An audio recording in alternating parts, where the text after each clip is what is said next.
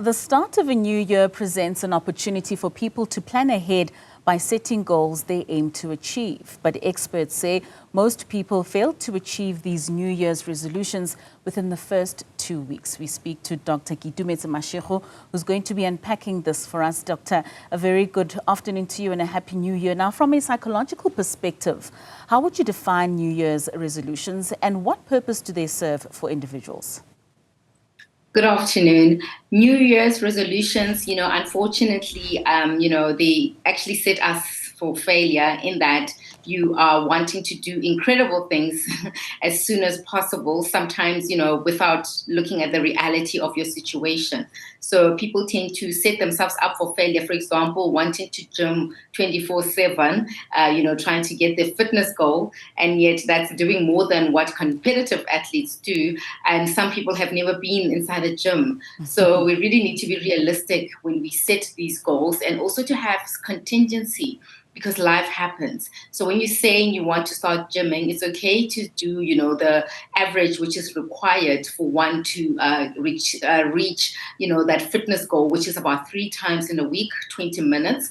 Anything extra is bonus. So people unfortunately set themselves up for failure by setting these goals that are impossible to achieve.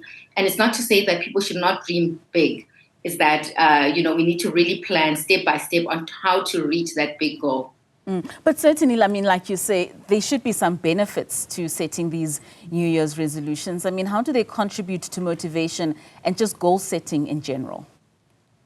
It's important to set goals and also reflect on where we come from. So unfortunately, negative things tend to have more energy in that when we look back on 2024, people then only see what they didn't achieve or what didn't work. But it's important to actually zoom in to see what worked. So if you wanted to lose 20 kilograms, maybe you lost 10, that's an achievement and that's something to celebrate. So going into 2025, it's important to then set goals that are meaningful to you. But as I said, with contingency, because life happens. So, you might want to go to gym a certain number of times, but you might have a crisis at work or in your family where you're not able to do that.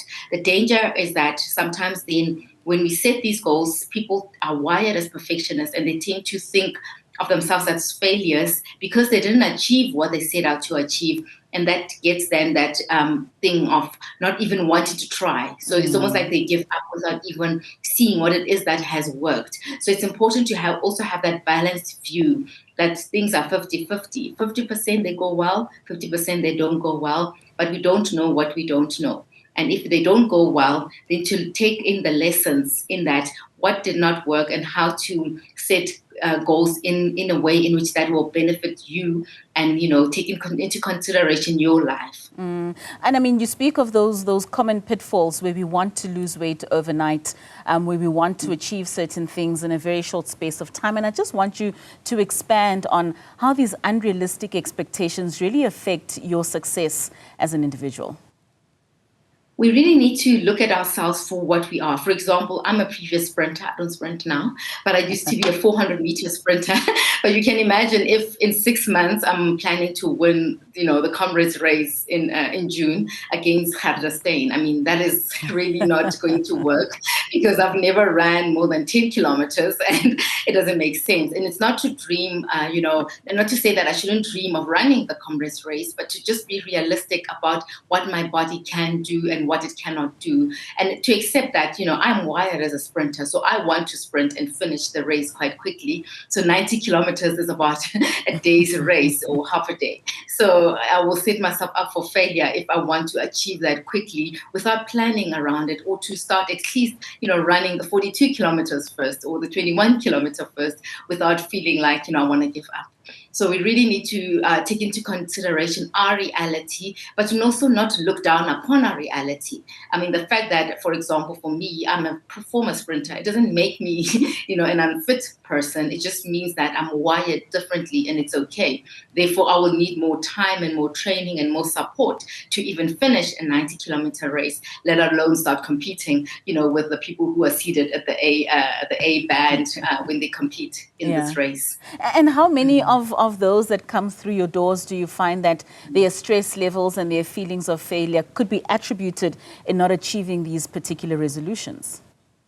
Definitely, there's a lot. We are living in a society where there's a lot of stress. People are competing, and social media is not a real place, but unfortunately, it influences a lot of people out there. We see people really posting, their achievements, but we don't actually know their reality. For example, some people actually, this is what they do. They just do this thing where they're influencing or doing this work that they post on social media. But, in your life, if you've got a reality of going to work, doing other things, or having a family, obviously your reality is different to someone who is able to just focus on achieving that goal. So it's really important to understand that, do what it is that works for you, but also be comfortable in your journey and be okay in, doing what it is that works for you, and also setting place for contingency when you're not able to achieve that thing, but also then taking in the lessons if it doesn't happen that way. But most people are also wired as perfectionists, and perfectionists go from 1 to 10 very quickly. If they're not achieving something, they completely see themselves as a failure.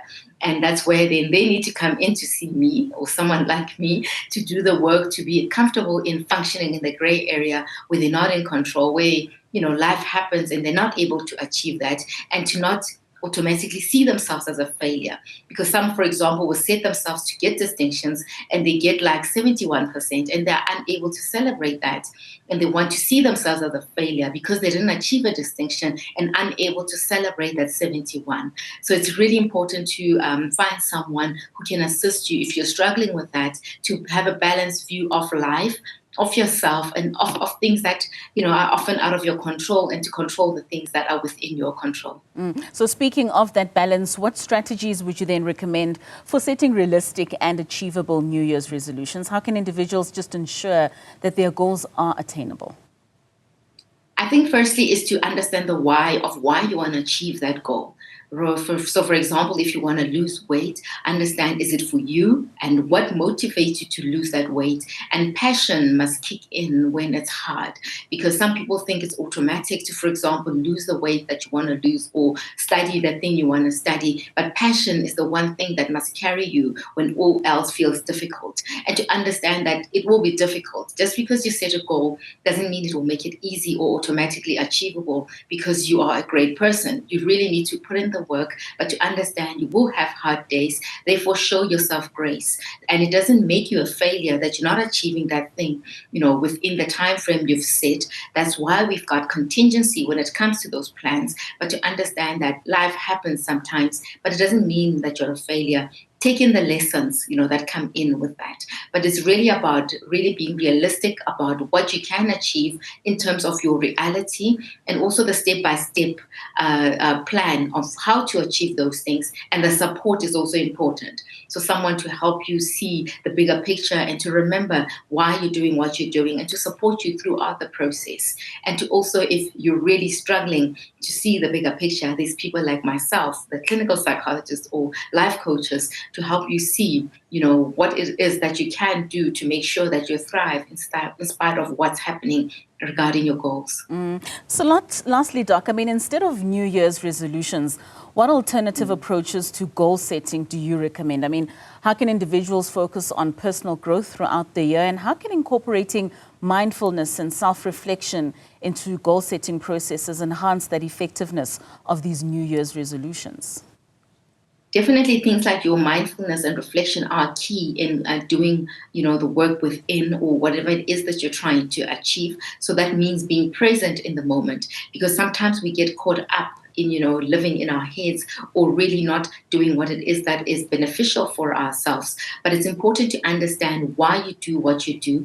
And it's not just about, beginning of the year, but it's always important to have goals in whatever you're doing in life, so that you're just not on autopilot, just doing what it is or going with the flow. So it's important to really set goals for yourself. I always encourage people to have the traditional vision board, to say, what is it that I want to achieve regarding my career, my personal life, and to understand also that you're not defined by school or your work or the role you play in your family, that there's more to life than that. That do the hobbies that make you happy also as well, and prioritize yourself. And when you do that, it doesn't mean you are selfish or narcissistic, as people will want to sometimes allude or call or label themselves as such, but do the things that make you happy so that, you know, you can thrive, because you're stuck with yourself for the rest of your life. And hence, you know, when work finishes or when those children leave that house, that you are able to still, you know, enjoy just living, you know, in your skin and enjoying the things that make you happy. So it's important to prioritize that instead of living, you know, on soldier mode, because soldiers don't have time to reflect and enjoy anything because they're in a war. But I'm of view that as human beings, sometimes we do that. We are on autopilot. We are functioning like we're in a war. We don't sit and reflect and enjoy the moment. So really find the things that make you happy, whatever those things are. And because sometimes we're so focused on work and, you know, parenting and whatever it is you're focused on, we actually don't know what it is that we must do to make us happy. I always say, look back at your childhood. What is the thing that you wanted to learn? Is it a musical instrument, painting, you know, running, dancing, Right. planting? Do whatever it is that makes you happy, that brings you joy, that, you know, grounds you, you know, in spite of the chaos we find in this life. Okay, Dr. Mashego, thank you so much for joining us and just giving us that head start into the new year about how to set those attainable goals.